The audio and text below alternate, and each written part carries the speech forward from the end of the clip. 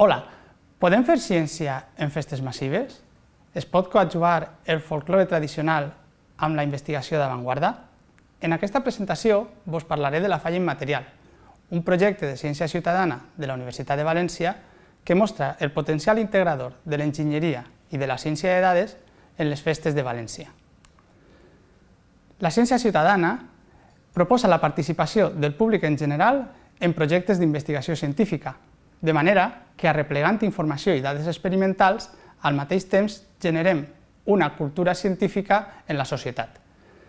En edicions anteriors d'aquest videoblog hem vist les bondats de la ciència ciutadana, per exemple, en l'estudi i en el descobriment de nous antibiòtics amb l'alumnat d'educació secundària. Doncs bé, avui vos vull mostrar com de bo o com de bones són les celebracions multitudinàries per a fer divulgació de la ciència i per a fer recerca científica. La falla immaterial naix al caliu de la declaració de les falles com a patrimoni cultural immaterial de la humanitat i de la seva definició n'hereta el seu caràcter tradicional i integrador, però també la contemporaneïtat i la voluntat de ser un projecte basat en la comunitat. Llavors, l'objectiu de la falla immaterial és que la ciutadania prenga consciència del rol que juguen les noves tecnologies i l'anàlisi de dades en el nostre quefer diari, així com que prenguem consciència de la imatge que projectem amb la informació que compartim i amb la nostra presència en les xarxes socials.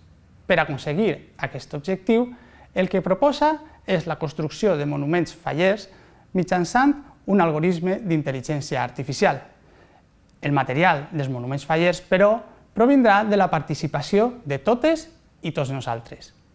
Com ens anem a comunicar amb aquesta intel·ligència artificial? Pareu un moment, mireu al vostre voltant. Què estem fent tota hora mentre festegem? Estem radiant la partida. A través dels dispositius mòbils estem donant la nostra visió.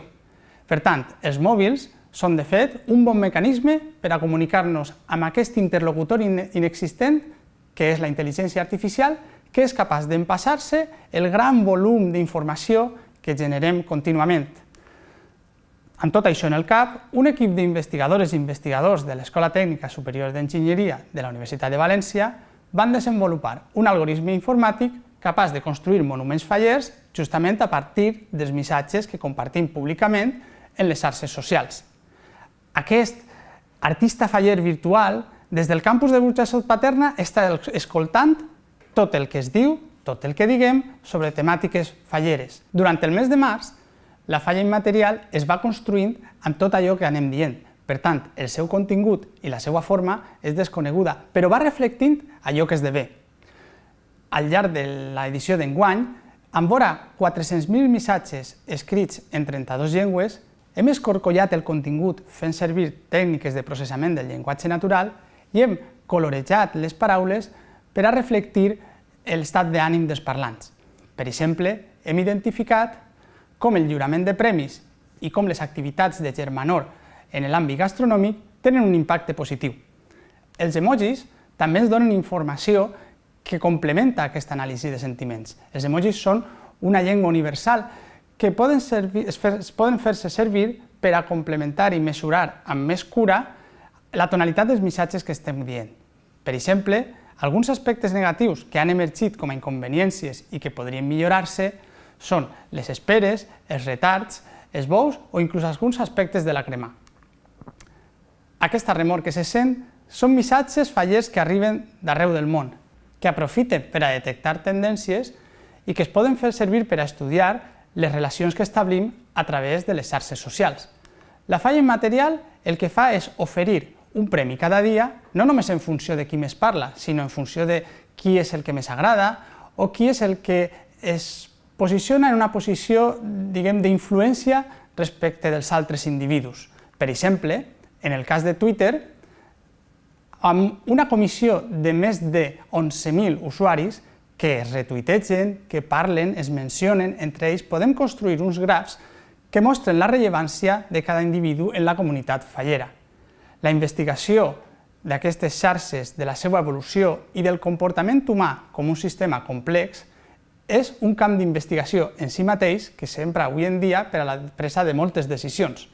En aquest context, la falla immaterial el que proposa és un conjunt d'iniciatives de divulgació, de material de merchandising i un aparador informatiu per a que els visitants vinguin i aprenguen els detalls de tota aquesta intel·ligència artificial que està funcionant darrere i, per tant, de com les festes poden ajuntar-se amb les noves tecnologies. Però bé, com podeu imaginar, no sols de construir falles viu la intel·ligència artificial, cal cremar-les, efectivament. I en aquest sentit, la falla immaterial ha estat plantada i cremada virtualment en més de 2.500 ocasions, no només des de València, sinó des d'arreu de tot el món. Quan cremem una falla, immaterial o material, tanquem un cicle en el que hem après moltes coses. Si més no, ens ho hem passat bé. Els ninots virtuals que representen els emojis, les paraules, les imatges que compartim, som nosaltres mateixos. Ja veieu, sou patrimoni. Benvingudes i benvinguts a la falla immaterial.